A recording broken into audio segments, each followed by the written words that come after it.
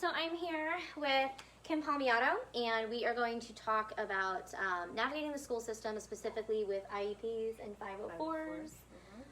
If you're like me, you hear those words and you're like, oh yeah, I know exactly what that is. And then you actually go to think about it and you're like, I have no idea what that is. Yes. Yeah. So thank you for coming. Yeah, thanks to for my having me. basement. Yeah, I know. It's kind of cool down here. It is kind of cool down here because we finally fixed it. I love it. So yeah. Anyway, so we're gonna try our best to answer all of the questions that we got. And go over the kind of the main topics, really just talking about what it is, what the difference is, how to go about obtaining them, when to know if you need them, things like that. But if any other questions arise, go ahead and drop them there, and even if we don't get to them here, we can always address them later, or at least point you in the right direction of where to go to get those answers. So Perfect. It's frustrating as a It parent is. to I not know. I've been on both sides. So I have 4 girls. I have 2 of them have IEPs. One has a 504. The other one is probably going to have one at some point, I'm assuming. Yeah. So I get it. It's hard. Being on that other side of the table is hard sometimes. So I think it's important just being in the district. I can tell you that I would much rather have parents informed and educated coming into the meetings than to not have that information. So I'm so glad you're doing this because I think it's huge. Yeah. Awesome. Yeah. So I guess to start, let's go over the big question. What is an IEP and what is a 504? Okay. So think of it as kind of like a continuum, right? So it's a continuum of service. We want kids to stay what's called the least restrictive environment. So that's general education. General education with no major accommodations. You just walk in, you sit in your seat, there you are. And you're going. And you can do it without any help. That's least restrictive. Okay. Then the next step up would be a 504. And in between there could be like accommodations that are made by the teacher, but it's never really documented anywhere. It's just kind of universal things that they do in the classroom. But then the 504 is where your child has some kind of diagnosis that is impairing a life condition. So it actually stems back all the way to 1973 when it's a federal law that's looking at basically even the playing field for disabilities, right, in the work environment. And then it was adopted into the schools because for kids, work is school. So is there something similar for the work environment? 100%, yeah. Okay, so potentially children who go their entire school career with an IEP or 504 can then also have... Yes. Okay. Yes. Okay. Oh, I like that. It can go all the way through. And so since their job is school, it makes sense, right, that the 504 is for them. Yeah. So it could be any kind of medical or psychological diagnosis, but it has to be impairing them somehow so that in their life functioning. And that could be things like, for them, reading and writing, communication, learning. And then it could be like walking or even feeding or talking, anything like that. Right. But what will happen is that the school will hold a meeting just to determine eligibility for the 504. Right. Then... So how do you get that meeting? Do you request it through the teacher? I would start with the teacher. Okay. If you're not getting a response from the teacher, you can always go to the principal. You can always go. The school counselor is a great resource. True.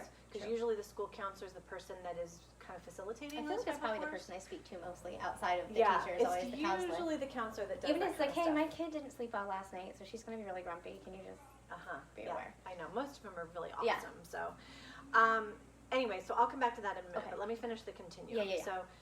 Least restrictive general ed, then we go 504, and a 504 plan is basically put into place. It's a legal document. It's put into place. It has the accommodations that are developed by the team, and parents were part of the team. Right.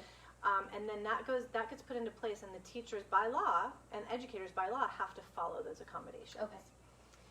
It's reviewed annually, so every year you'll come back to the table and say... So they don't expire, but they are reviewed. They don't expire, but they're reviewed every year. Sometimes you might not have to review it. If, let's say, your child is in elementary school and you feel like, everything's going great, we don't have to review it this year, we can come back to it next year, but most of the time we're reviewing it on an annual basis. Then the next piece is the more restrictive is an IEP. Okay, so the IEP is the most restrictive out of this continuum, and then within that there's services that are least restrictive to more restrictive. IEP is individualized education plan? Got it, that's right. So the IEP is basically a document that just puts everything into place in terms of services and unique needs. It's developed because of an assessment that we do within the school district that is looking at all the cognitive factors, it's looking at academic factors, it's looking at health factors. It basically takes everything into account. Okay. And then there's 13 areas of eligibility that a child can fit under for special education. Some of the most popular are things like, I shouldn't say most popular, but you know what I mean. Right. Specific learning disability, other health impaired, which is usually having to do with attention deficit disorder, but it could have other things like there could be another health condition that's impairing somehow. But the key here with an IEP is that there has to be a negative impact on learning. Right.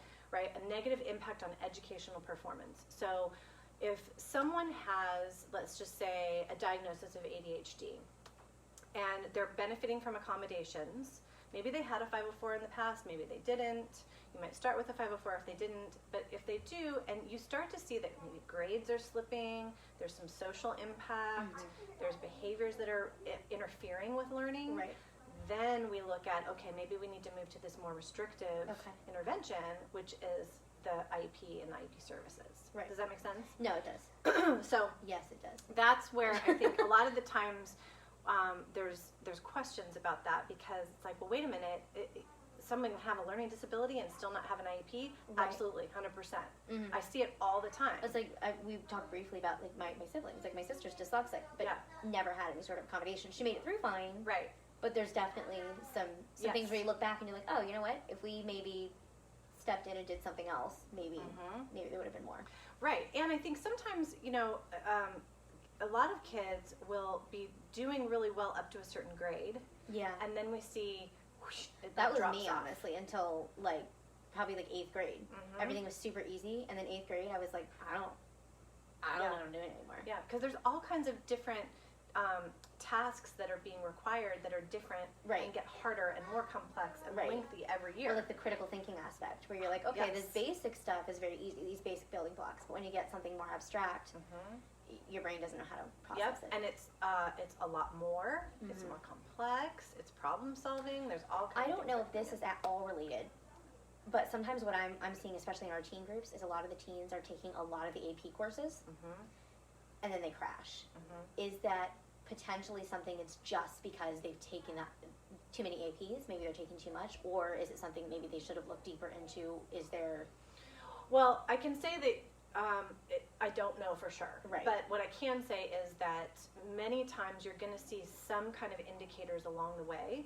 It could have been that, you know, there's notes from the teacher in elementary school that are saying, you know, has difficulty focusing, or you know, needs a lot of redirection, or has or you know, there are dips and valleys within the actual processing of information with math, where it's like, oh, they just got those math facts like that, but they couldn't really do the word problems.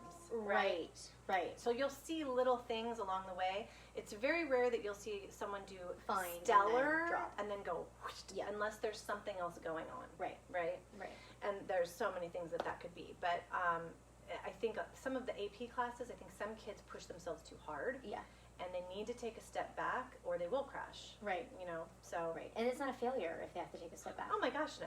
Yeah, that's what I'm trying to tell them too. I know. Like, you don't have to be perfect. Or like, well, I won't get into a good college if I don't. And I'm like, you know. Yeah, there's so many colleges, and someone will take your money. Yes. and you know, the thing is that like, I think it's kind of a myth, and I know there's probably going to be people that disagree with me here. That's okay. But we all disagree with respect. I think it's a myth that you have to go to these elite colleges in order to get wonderful jobs and have a great life. It's a complete myth. It is. You can go to the smallest college there is, and if you find your passion, you take off, and you have a wonderful life. Yes. So, you know, I try to explain to kids all the time that don't worry about that. Just worry about finding what you love to do, and finding who you are and finding what you love to do. You know? So, like, for instance, for my daughter, moving back to like the 504's and stuff, when we were in, I'm not going to name schools, we were in one school, anxiety was a big issue for us, and we could not get any help with a teacher. It wasn't working, and it was suggested that we look into getting a 504.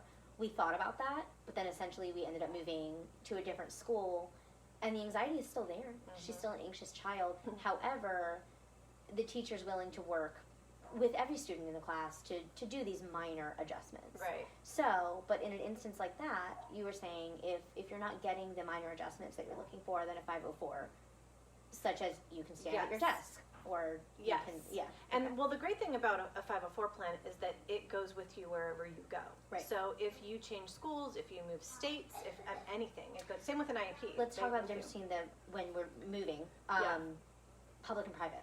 Oh, okay, that's actually a really good point. So public and private. So public schools are mandated to enforce and utilize 504s and IEPs because they take certain monies from the government. Yep. So that's the biggest reason why they're mandated to use it. Right. Private schools necessarily aren't, so they have a choice. Okay. So many times, if you have a 504 and IEP, at least I think a lot of the schools around this area honor it in some way. Like they have their own type of program that they utilize, and they'll try to honor it in some way. They don't necessarily have to. Right. If you're in a private school and you want an evaluation because you think there might be something going on, the first thing that I would do is confirm with the teacher that it is having an educational impact. Yeah. I'm sorry, we're talking about public or private? Private. Okay. Because if you're in a private school, sometimes the performance that looks low in that school might be average overall. Yes. You know what I'm saying? Yep. So it's important to just identify the whether or standard not might it be a little really is something that's a big struggle, or if it's, anyway, so let's just say it is. Then you write a letter. I would send it to the principal and probably the school psychologist at the school. But if you send it to the principal, it will get to whoever it needs to go anyway. Requesting that you'd like to have an assessment, a psychoeducational assessment. The school will then meet with families that make that request and kind of do some kind of history taking, observe the child at the private school, and then come together and say, okay, do we think that we need to move forward with assessment? Right. Based on all of this information.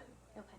If the answer is yes, you move forward, and then once that's done, if your child is eligible for special ed, which is those 13 categories, then the team would say, okay, we'll develop a plan, but in order for that plan to be implemented, your child needs to be at the public school. So it doesn't get implemented at the private school. At the private school. Right. Yeah. So then moving back to public school, any grade, if you are seeing some sort of issue, first going to the teacher or the principal, then we're getting that meeting. And if you are in the public school, that IEP will follow you everywhere. Say, for instance, the IEP is not being honored in some way, or the IEP is not being honored. So if the IEP is not being honored, there is, and I think we're going to put a link to it here, right? There's procedural safeguards are available online on the AACPS website, and it walks you through the entire process of how to dispute something that's happening. So whether you are in disagreement with the IEP, you're in disagreement with the assessment itself, whether you feel like it's not being implemented, and you've already reached out and tried to make some adjustments or ask for some help and you're not getting it back, there's a whole procedure that you can follow. The whole trajectory really is you start with the school. If you don't get any what you need from the school, then you move to the district board area.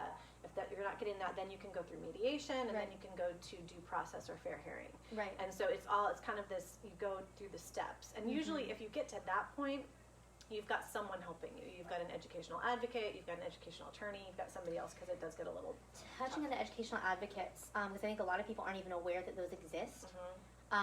Where do they find out more about that? Well, I know there's a lot in our area. Yeah. Just Google it. Yeah, I would say that's what I would say. Just use Google. Because I don't really know. I think that the one thing I will caution everyone about is when you're using an educational advocate, it's important to know that, how do I want to say this? Nicely. It's important to know that they are, that they're working for you and your child, if that makes sense. Okay. So sometimes we don't want to come in with guns blazing if we don't need to. Right. I don't think we should use So the I term think, guns in terms of school. Right. Right. Yeah, that's okay. That was bad. I'm picking it up. Okay. But I think that for the most part, and I know this isn't the case in everywhere, but for the most part, I think the staff at the schools that's involved in special education really does want to do what's right for the kids. Right. Right. And so if they want to, if they're not working with you for some reason, finding someone that can help bridge the gap. Sometimes it's the communication, right? Instead of coming in assuming that you're not going to get your needs met, right, or that everyone is against the process, right? Because ultimately the goal is to have all kids succeed. 100%. Okay. And I think sometimes, I know I've seen, and I've actually experienced it myself in my own life, where at home my kids are very different than they are in school. Yeah. And so when you are sending your child to school, the school's saying, hey, there's nothing wrong, they're doing fabulous. And then at home, they're a total hot mess. And right, and then that might not be an IEP situation, that might be a counselor type situation. That might be a situation. counselor situation, but at the same time, sometimes kids are holding it together at school. Yes. And so we need to be able to identify those kids as well, to say maybe they need a little support. Maybe it's not a 504 IEP, but maybe it's through the school counselor. Maybe there's special groups. Right, because you can, even without a 504, you can sometimes get just like a counselor pass, right? Like my kid can go see the counselor if they're feeling any sort of way. And most counselors, I know the two at my schools right now are wonderful about facilitating groups, not just for kids that have special needs, but any kids. Peer support groups, basically. Peer support groups. They'll do. I feel like those used to be way more popular. Yeah, they're not doing them as much now, but they are doing groups like social skills groups, girls groups, a few boys groups here and there. Yeah. So I think reaching out to the school counselor and saying, there's some of the concerns at home, and I know you guys might not be seeing them at school, but what can we do to support my child here at school too? If you don't get a good response from that, but 9 times out of 10 you should. Yeah, then I would maybe even try the principal next. Right. So. We touched a little bit on types of conditions or circumstances where an IEP might be appropriate. So they can range from physical, social, emotional, so the big ones we see are specific learning disability, and that can include dyslexia, dyscalculia. I can never say that one. I'm like, I don't even know what dysgraphia. So it's like dyslexia is reading, dyscalculia is math, dysgraphia is writing, right? Could be any of those. Okay. It could be other health impaired for some health condition. Usually it's ADHD, but it could definitely be something else. Right. It could be emotional disturbance, which often is associated with anxiety, but it could also be other emotional conditions that are happening. And there's criteria for each of these. There could be autism, hard of hearing, visually impaired, orthopedically impaired. Like there's a whole list. Let's talk about, sometimes what I've heard is I'm afraid to get an IEP or 504 because I don't want my kid labeled. Yes. I'm so glad you brought that up. I get it. I get it. First of all, let me say that if you grew up, like I'm almost 50, so when I was growing up, there probably, I know there were labels, right? Yeah. People were labeled for special education. We used to have a lot more classes that were just special education classrooms. They were isolated. We don't have that in our county. It is a very inclusive environment, and you're not going to know most of the time who has IEPs, who doesn't have IEPs.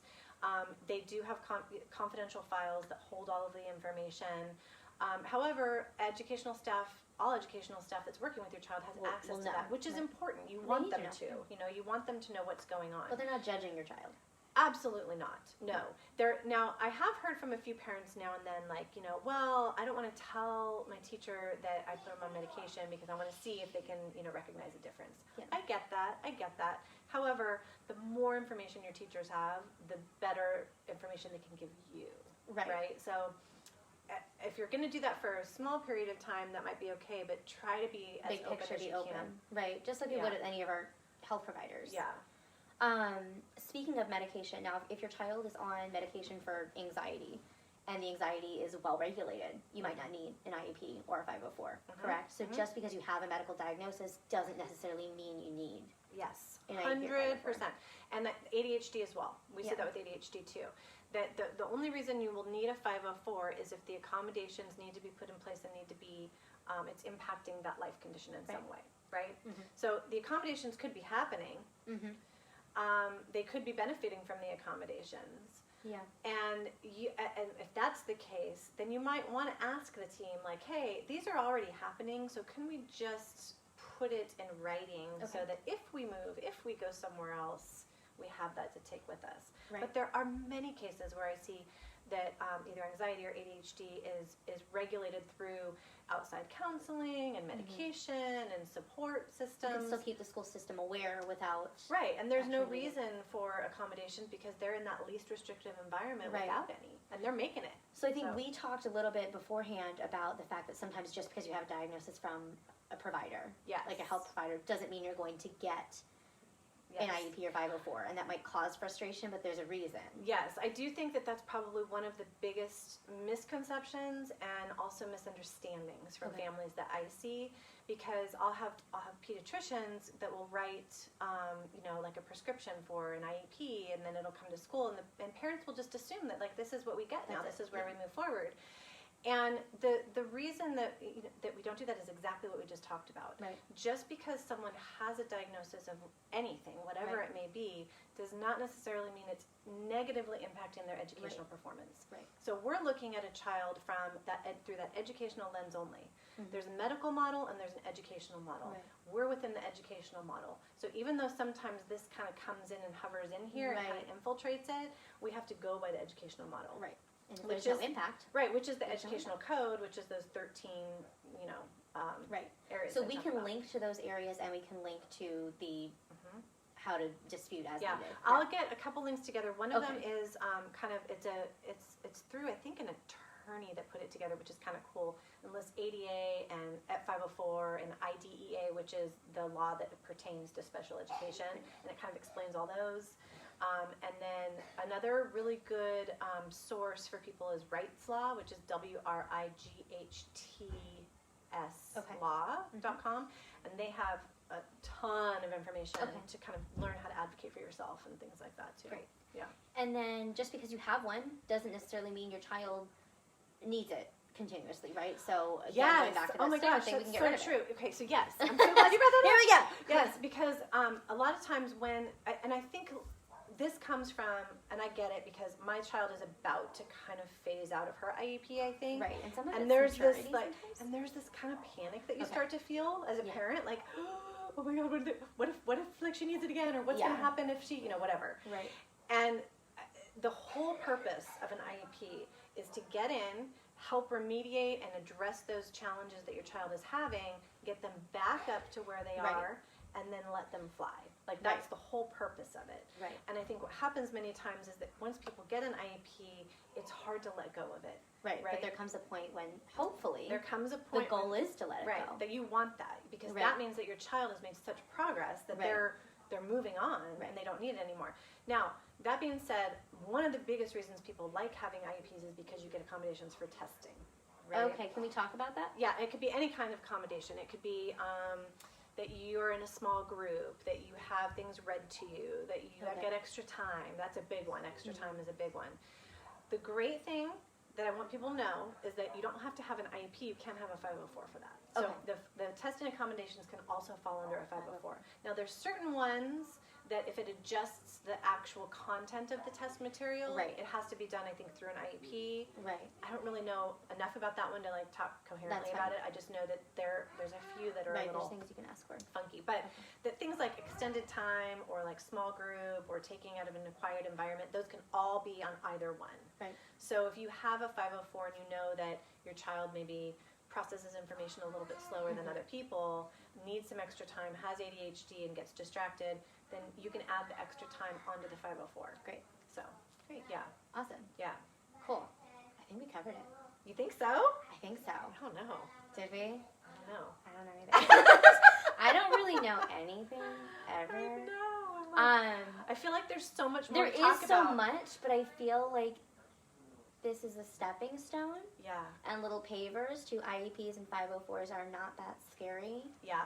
It feels scary. And I think one of the biggest fears for families is that their child's not going to get what they need, right? Or they feel like the school doesn't really understand because what we see at home is so different. Right. We definitely experienced that at first. Our daughter, her anxiety was so high at home, and at school it was fine, and then slowly it started to crack. And then that's it's like, usually what will happen. You see? Yeah. I told you. And that's usually what will happen because kids can only hold on to that for so long. So long, yeah. Right? I mean, We can too. I mean, yeah, it's a human thing. eventually we're going to break. If there's something bothering you, it's going to come out one way or another. Totally. Yeah, so I mean, I think, I know that when I'm dealing with families, I would much rather have someone come in and give me all the information, because if Let's I have talk all the a little bit information- more about what you do exactly, your role. like what a school Who are psychologist you? does. Yeah. Who are we? Should have done that at the I beginning. know that should Who have been a good, are would you, have been a great Kim? introduction. Yeah, really. I just said this is Kim, and Yeah. we just rolled with it. All right. Well, That's go, okay. We'll go micro macro level. Okay. So, from a school psychologist point of view, a school psychologist is you do have one at every school. So if you don't know who I that think person some people is, don't know that. yeah, if you don't know who that person is, you can find that person. And most of the time, school psychologists are there between 1 and 3 days, unless you're at a very large school, and then they might be there full time.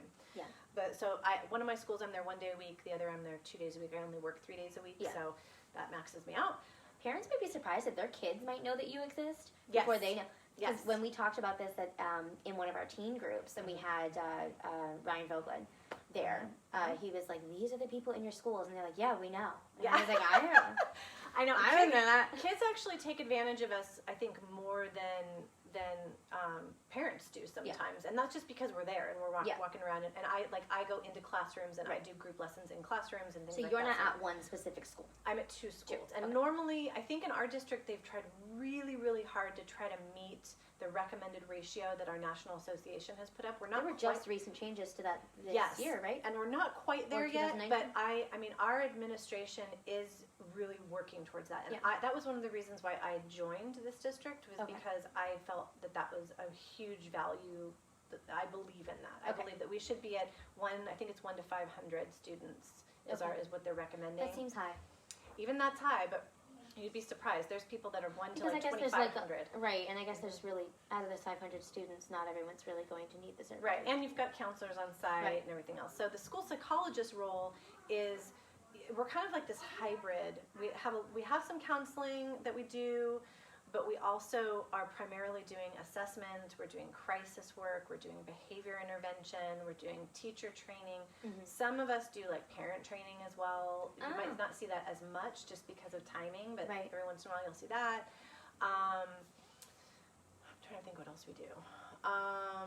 So school psychologist, is that different from the extended school-based Mental something? health, the mental health. Yes. Okay. So that because we do is we're kind of the front line for doing these assessments for special education, exactly. Okay. and that's really the majority of our So work. just because your school has a school psychologist doesn't mean your child can get counseling at school. Right. And so usually the school psychologist is going to be doing counseling under the special ed umbrella. Yep. The counselor, the school counselor, might be doing counseling under the general education umbrella. Gotcha. So if your child has an IEP and requires counseling, more than likely they're going to be seeing me. Right. If they're, because I'm going to be doing a more intense level counseling, and it's all educationally related counseling. That's another thing that I think is really important for people to know. Right. You're there for education. Right. Therapeutic counseling is done outside the school. Right. Educational counseling, so it all has to be Everything. linked to how it's impacting their education. So that's why you'll see a lot of the times in counseling, you'll see things like social skills, you might see emotional regulation, you might see self-esteem or self-confidence. Those still fall under that umbrella of education. Because they're helping them function in the Right, school and we'll environment. use a lot of the same techniques, like we might do some cognitive behavioral therapy, but it's related to their education. those intrusive thoughts that are not letting them access education versus just kind of managing the right. Anyway, so that's, I think, an important distinction. On a more macro level, who am I? I'm a mom of 4 girls, and we just moved here. It's almost 2 years. We almost 2 years ago from California, and I've been doing this for over 20 years now. This is just, I love it so much. I love being in mental health, and just educational psychology is just pretty rad. I love it. Yeah. So I do, I had a private practice in California. I'm just kind of now starting it up here. Do you miss the sunshine? No.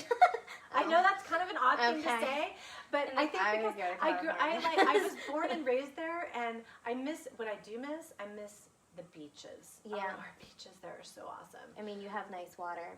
Yeah, it's pretty. That part's pretty. kind of And I really, really, really miss, for my other California people to understand, Mexican food. I mean, like real Mexican like not food. Chipotle. Not Chipotle. Not even like the Mexican places around here. Like, have you tried Mexon? The one in the gas station. I have to try. What is it taco? I think it's Taco El Cabrito. I think is what it's actually called, but it's inside of the Exxon gas station, and it's so good. Is that the one on Solomon's Island Road? No, that's it's different. on Bush's frontage. Okay, all right. By the Wawa. You'll have to write it down for me. Okay, you have to. That's the one thing It's legit. Yeah, that's when every time I go back out to California, I'm like, I'm only eating Mexican food. That's it. It's so my favorite. don't offer me anything else. Anyway, so that's pretty much it. So I'm doing. I just do, like, right now. I'm only 3 days a week, so my other 2 days a week are dedicated to being a mom, number one, and then just doing some private work and stuff like that. Outside of the school, talk a little bit about, because I think it's really important, especially someone had posted yesterday when I tagged you in it, actually. Yeah. You do a lot of work with teen girls. Yeah. And confidence. Yeah, and that came from a personal issue with my daughters, right? Yeah. So, like, my oldest daughter had a pretty big issue with bullying in 5th grade, and it led to this just like Pandora's box of stuff where I was like, oh my gosh, none of your friends know anything about relational aggression, and they don't understand what's happening to their bodies and their minds. And so my work is really focused on helping girls start to understand what girl drama is, what girl drama relational aggression is, why it happens, what's happening. And it does happen. It's okay. It's a natural part of growing up. Yeah. It's the way that we're handling it and dealing with it, and normalizing it as okay to be mean. And it's not. That is It's okay that it happens. Right. But we need to right. address And it. so helping them understand, like, that there actually is this weird hierarchy that's happening for you in your social circle. Yeah. And this is why it happens, and this is how you can deal with it. And by the way, this is how you can still stay authentic to who you are during that process. Because what happens most of the time is that girls are trying so hard to figure out who they are that they start attaching themselves to other people, and they lose them. Yeah. And so then, you know, we're 30 years old, and we're like, wait a minute, I don't even know who I am anymore. Who do I even like? Yeah. What do I do for fun? Yeah. So, I mean, I think what's that? And that's why I think I really love this group. I love the mental health, mom's mental health group, because it's so authentic, right? Yeah. It's genuine. Everybody in this group is genuinely Y'all are supportive. nice. Yeah, Thank seriously you. supportive. Thank you for being nice. And that's it's just kind of rare to find in women these days, you know. That's sad. I read an article. We're going a little off topic, but that's okay. Thanks for sticking around.